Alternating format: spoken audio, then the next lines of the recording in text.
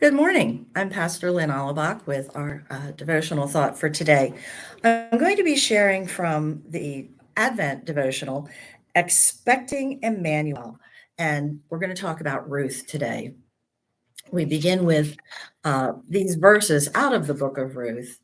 So Boaz took Ruth and she became his wife. When he made love to her, the Lord enabled her to conceive, and she gave birth to a son. The women said to Naomi, "Praise be to the Lord, who this day has not left you without a guardian redeemer. May he become famous throughout Israel. He will renew your life and sustain you in your old age. For your daughter in law, who loves you and who is better to you than 7 sons, has given him birth." Then Naomi took the child in her arms and cared for him. Well, Ruth is once again a wife instead of a widow. And this has been the hope, the goal from the beginning, that she would find security in the house of her husband. While her 10-year marriage to Mahlon produced no children, Ruth becomes pregnant very soon after marrying Boaz.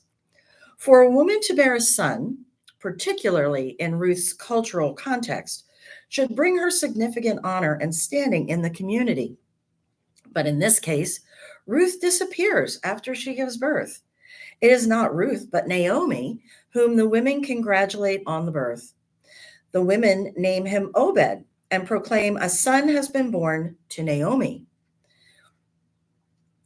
And it is Naomi who somehow nurses the child. While Ruth is named in the genealogy of Jesus, she is not named here at the end of her own book of the Bible in the genealogy of her great grandson David. In one sense, Ruth's disappearance seems like a slight. She's not giving credit and honor for the son whom she bears and births. Yet it's very interesting to me, and that's the writer of the devotional, that Ruth is not presented as a mother. Yes, it says that Ruth bore a son, but beyond that, Naomi is in the role of Obed's mother, which allows Ruth to be thought of primarily in the context of her earlier actions, traveling to a foreign land with her mother in law, providing food for her household, and boldly securing a future for both herself and Naomi. The women tell Naomi that Ruth is more to her than 7 sons. This statement gives Ruth value and honor well beyond her role as Obed's mother.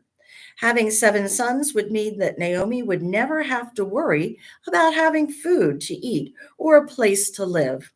7 sons could ensure a family line for generations upon generations to come. 7 sons would almost certainly guarantee that Naomi's name and memory would be honored throughout the generations.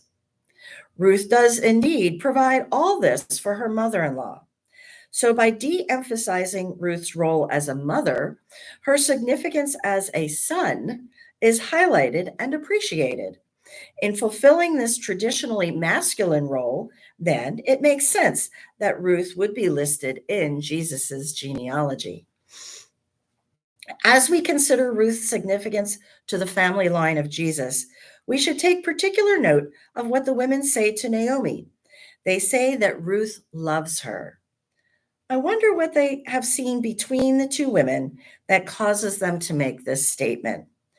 Is it simply Ruth's loyalty?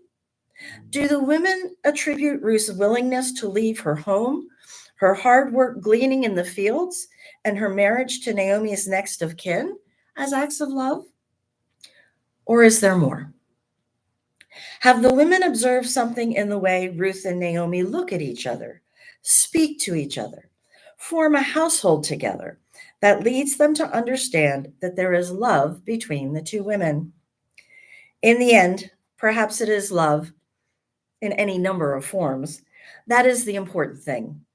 Not who gets credit or whose name goes on the list, not the roles that people put us in or even the roles that we claim for ourselves, but simply the fact of our love for others and the way that love shows up in the world. Our lives, like Ruth's, can hold a lot of grief and a lot of fear. We may be faced with difficult decisions and be called upon to take great risks. We may need to work hard and receive little acknowledgement for it all. There are layers that can feel complicated and disorienting, and yet there is, in the midst and at the core, the sustaining, guiding reality of love. And the author of this devotion challenges us to consider these thoughts through the week. Where is your love most evident in the world? Whom would people say that you love? How can they tell? In what ways does your love for others sustain you? And how can you allow love to more fully guide your words and your actions? May you be inspired by these thoughts through the week. And please join me for a brief word of prayer. God of love, let us experience and so learn your love, that we in turn may show your love to others so that they may know you better. And we ask all of this in the name of your Son, Jesus. Amen. Again, Pastor Lynn, have a blessed day.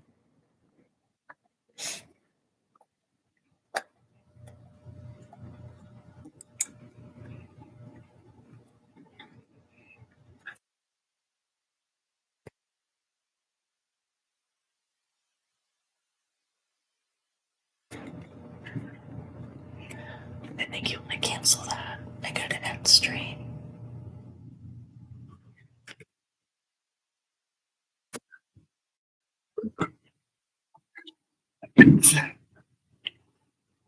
Just cancel.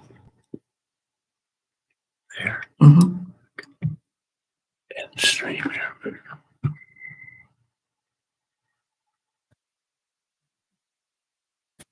And then end up here.